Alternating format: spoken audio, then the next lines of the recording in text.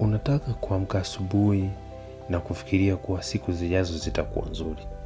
Na hiyo ndio maana ya ustaarabu wa kusafiri angani. Ni juu ya kuamini siku zijazo na kufikiria kuwa siku zijazo ni siku zitakazokuwa bora kuliko siku za zamani. Na siwezi kufikiria kitu chochote cha kufurahisha zaidi kuliko kwenda huko na kuwa miongoni mwa nyota. Haya ni maneno ambayo aliyewahi kuzungumza tajiri namba 1 duniani na mmiliki wa kampuni ya SpaceX, kampuni ambayo inajishughulisha na utafiti wa mambo ya anga kuhusiana na sayari zetu, mambo ya jiolojia kuhusiana na sayari zinazotuzunguka na mambo yote yanayohusiana na anga. Huyu sio mwingine ila ni Elon Musk. Sasa Elon Musk ni nani? Elon Musk ni tajiri namba 1 duniani ambaye inakadiriwa kuwa na utajiri wa almost $300 bilioni, na ni utajiri ambao wanao mpaka sasa hivi hakuna binadamu yote ameweza kumfikia mpaka sasa. Na hii inachangiwa kutokana na miongoni mwa mikataba ambayo alishawahi kuingia na makampuni makubwa kama NASA yaliyoweza kumpa tenda ya kuweza run kampuni ya SpaceX kama miongoni mwa kampuni viongozi wa mambo ya anga. Lakini pia anamiliki makampuni kama Boring, anamiliki kampuni kama X Twitter ambayo ndio tunaifahamu obvious kwa watu wengine, na makampuni mengine ya AI pamoja na Starlink ambayo ni kampuni ya mambo ya internet na kutoa connection za internet na mambo mengine. Lakini leo hatutaongelea kuhusiana na hayo mambo zaidi na wala mambo ya kumhusu Elon Musk. Lakini leo ninakuletea kitu ambacho inawezekana ushawahi kukisikia, inawezekana labda ushawahi kukiona kwa macho, lakini ninataka nikuletee kwa ufupi zaidi uweze kuelewa kwa nini tunazungumzia mambo ya sayari. Jiunge na mimi katika historia hii ya leo. Mimi ni Reuben Marcel, ninakukaribisha kwa lugha nyepesi zaidi kuweza kusimulia mambo yanayohusiana na sayansi, mambo yanayohusiana na anga na vitu vingine wezeshi kuhusiana na mambo ya dunia. Na tukianza zaidi kabisa katika topic yetu, nimejaribu kuleta topic ambayo ni nyepesi zaidi. Ni kitu ambacho kimekuwa kinagusa vichwa vya watu wengi sana. Hii ni kitu ambacho kinasema ni msukumo gani ambao unafanya binadamu kuwa na kufikiria kutafuta sayari nyingine mbadala ambayo inaweza ikafanya kazi nje ya sayari yetu ya dunia. Na sio sehemu nyingine. Wanasayansi walikaa wakatafiti kwa miaka mingi sana kwa kushirikiana na mashirika International Space Stations kama NASA, mashirika ya Urusi huko ya Kisovieti, mashirika ya China, the same thing, mashirika kama SpaceX, shirika la Elon Musk. Na katika utafiti zao ni sayari moja tu ambayo iligundulika kwamba ndio sayari pekee ambayo inaweza ikawa ni mbadala wa sayari ya dunia. Na sayari hii kwa jina la Kiswahili zaidi inaitwa sayari ya Mirihi, au kwa jina jingine inaitwa Mars. Watu wamezoea. Sasa kwa nini Mars? Okay, kwa kwanza kabisa ninataka nikupe safari fupi ya kuhusiana na sayari ya Mars. Sayari ya Mars, kwa nini watu wanapendekeza sayari ya Mars? Kwa nini wanasayansi maarufu duniani wamefanya tafiti zao na kuona sayari ya Mars ni kama solution nzuri kwa sayari zingine ambazo zinaweza zikamsaidia mwanadamu kwa maisha ya baadaye. Sayari ya Mars unaambiwa kwamba iko umbali wa wastani wa maili milioni 140 kutoka duniani. Na sayari ya Mars ni moja wapo sayari jirani zilizo karibu na dunia kama mbadala wa maisha kwa mwanadamu ukitoa dunia.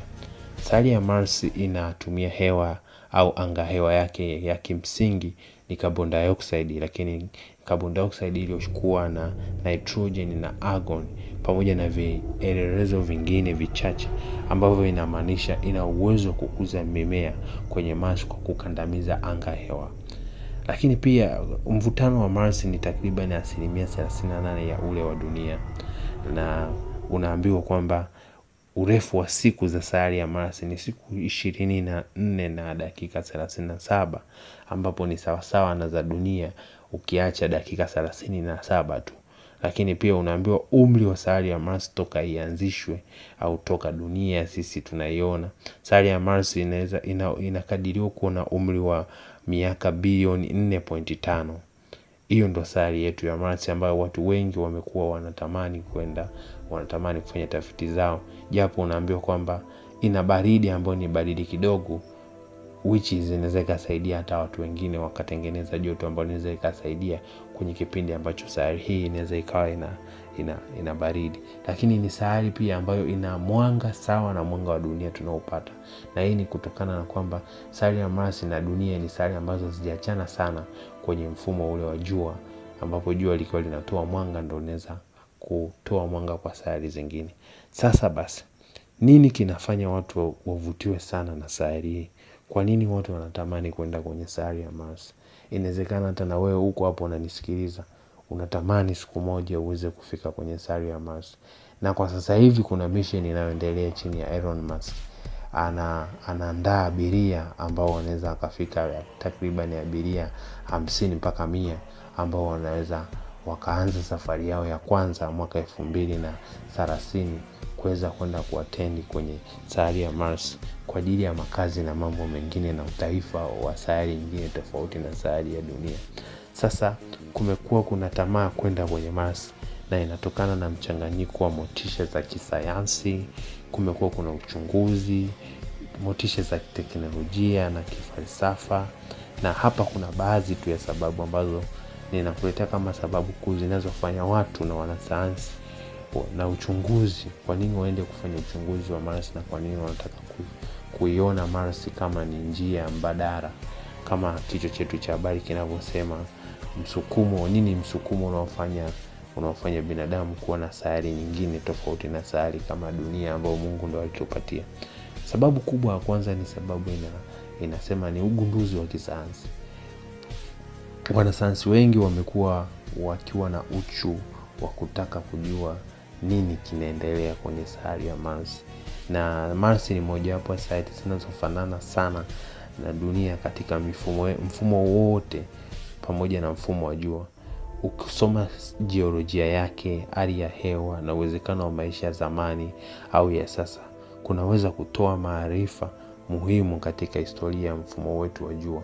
Na hii ni mojawapo ya chachu ambayo inawafanya wanasayansi kutaka kuichunguza zaidi sayari ya Mars na kujua nini kinaendelea, ambapo inasaidia kwa upande mmoja au mwingine kwa watu duniani huko. Lakini pia sababu nyingine ambayo inafanya sayari ya Mars kupendwa na kuwa miongoni mwa sayari ambazo zinaangaliwa kwa jicho la karibu sana ni uwepo wa uhai katika Mars.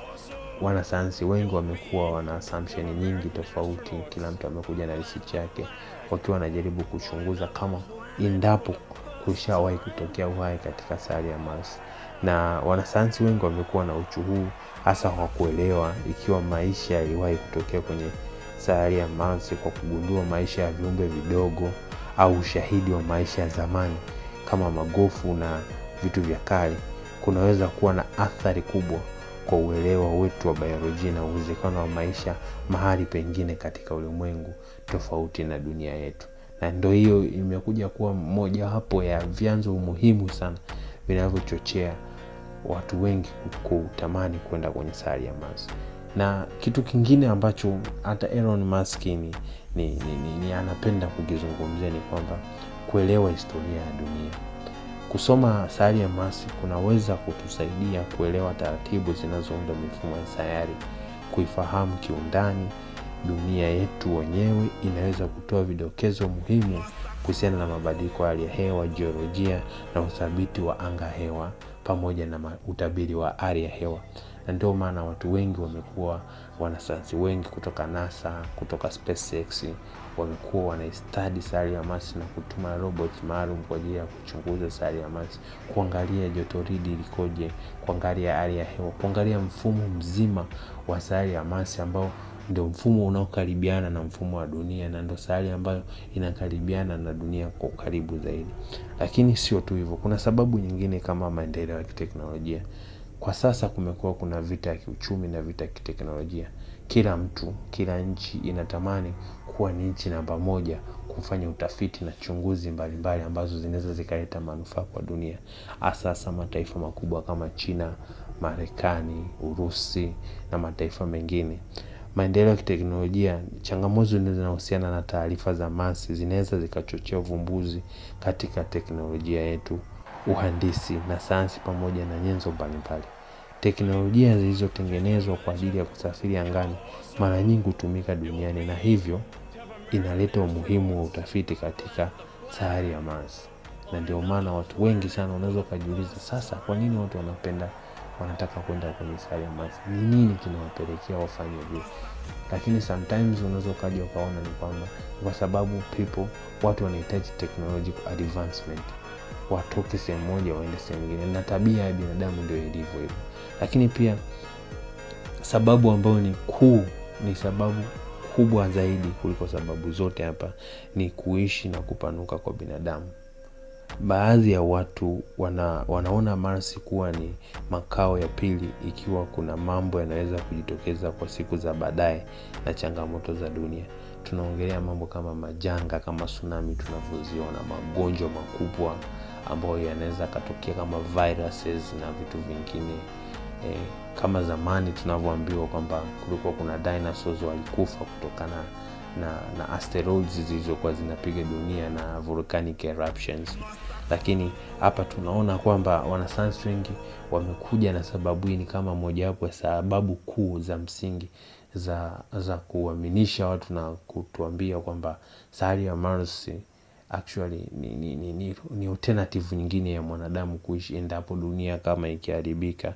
Na kama vile idadi kubwa, lakini kuna sababu nyingine kama idadi kubwa ya watu wanaongezeka sasa hivi kama mnavyoona, billions of people kila siku watu wanazaliana.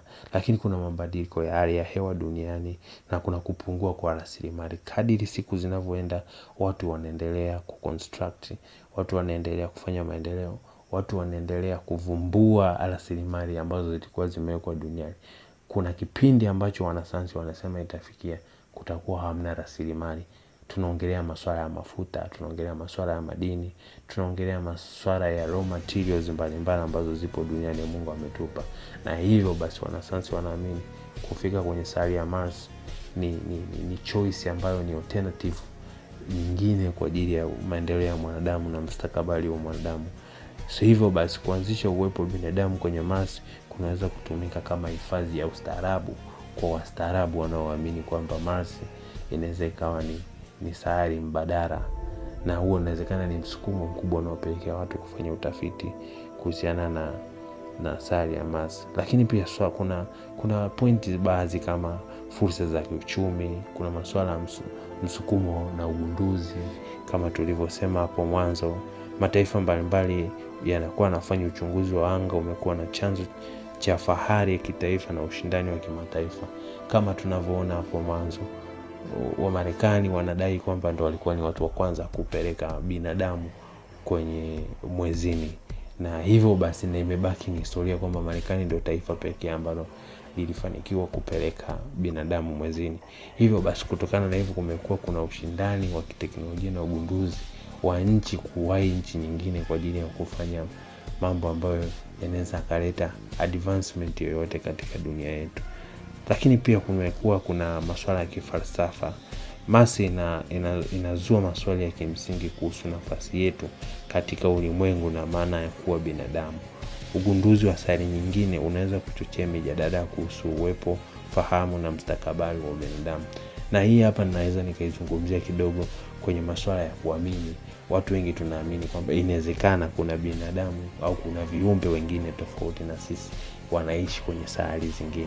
Hivyo basi wanasayansi wengi wamekuwa wakichochewa zaidi kufanya uchunguzi kujua aidha kwamba kunawezekana kuna viumbe wengine ambao wanaishi maeneo mengine kwenye sayari zingine tofauti na binadamu, labda kuna maendeleo mengine makubwa tofauti na sisi.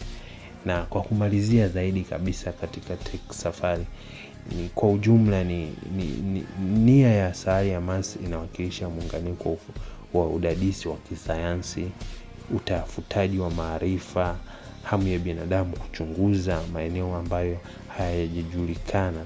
Juhudi za kufikia Mars zinaonyesha hamu pana ya kuelewa ulimwengu wetu na jukumu letu ndani yake. Na hivyo inawezekana ni changamoto ambayo watu wengi tumekuwa tunakutana nayo, hatuwezi kujua, lakini nina imani kwamba nimekuletea kitu ambacho ni cha ufupi lakini kinaelezea kila kitu kuhusiana na sayari yetu, sayari ya Mars. Asanteni sana.